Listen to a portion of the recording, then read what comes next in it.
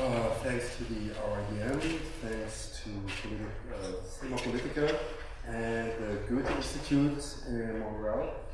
And super happy to be here. You're about to watch a movie I've been filming from 2009 till 2013 in Egypt, Beirut, Lebanon, Jordan, in Palestine, and Israel.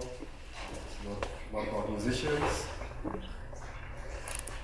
Have fun. Let's talk about it.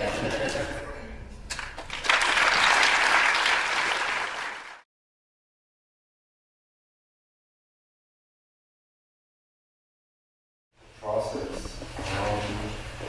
My background is commercials and music videos.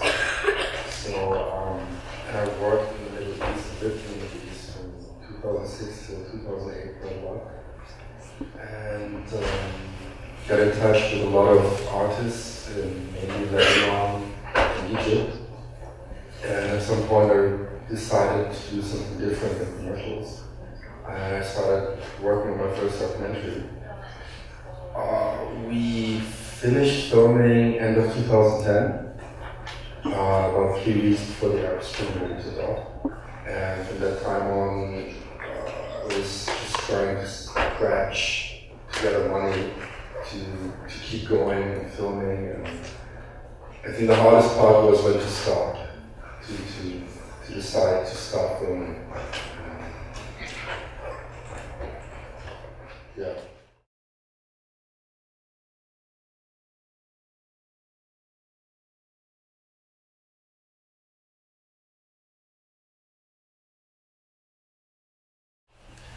It was a nightmare. The editing process was a nightmare because after the Arab Spring took off, I obviously had a very precise script before, and at some point I was just reacting to the turn of events. And because we never had any money, because we decided early on that we were going to produce it independently without any TV broadcasters involved. We just had to keep going, and we basically filmed everybody could get our hands on. So what you saw in the film is about 15% of the artists we actually filmed. At some point, while we were editing, in the process of shooting, we had to throw away the whole concept we started with and create a topic-based storyline or narrative. And it was such a nightmare. We had to go through every interview with every single artist we had and pick out bits and pieces according to the topics we created in the narrative. And then slowly filter out the artists that had most to say, that had the most interesting music, and we could spend most time with. So we had to leave out a lot of great artists, like so many. I could make 4 more films out of it.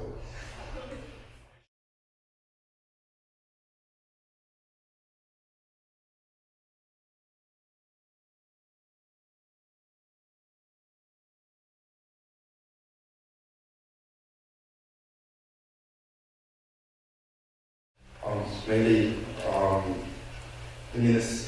it used to be kind of easy in the Middle East because the mainstream, anything that was not included in the mainstream, which is basically Habibi, I love you, love me.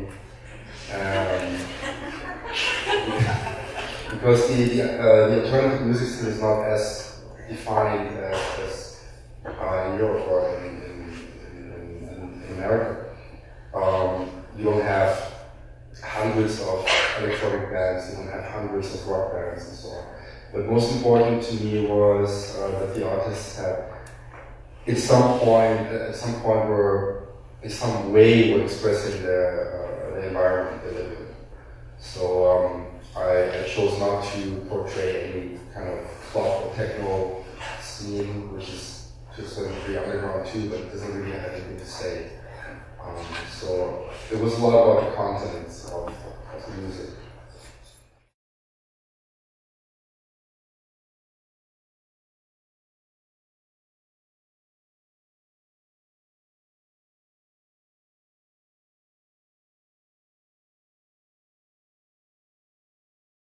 Yeah, I'm in touch with pretty much all of them.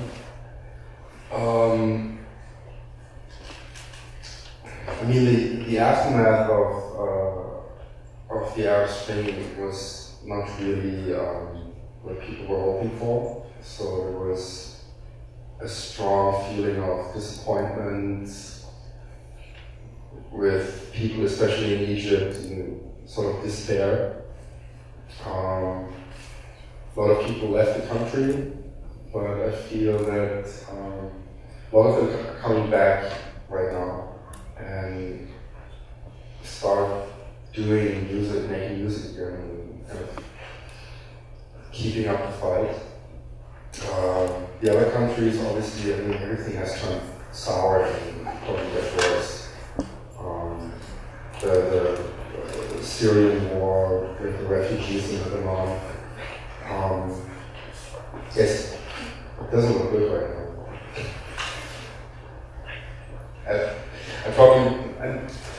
I wanted to end the film on a positive note because we have so much negative news every day.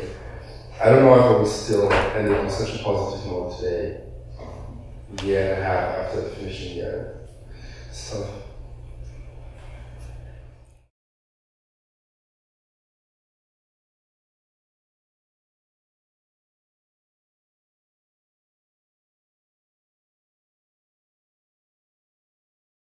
In Egypt, I think during and after the revolution, a lot of those artists became quite popular.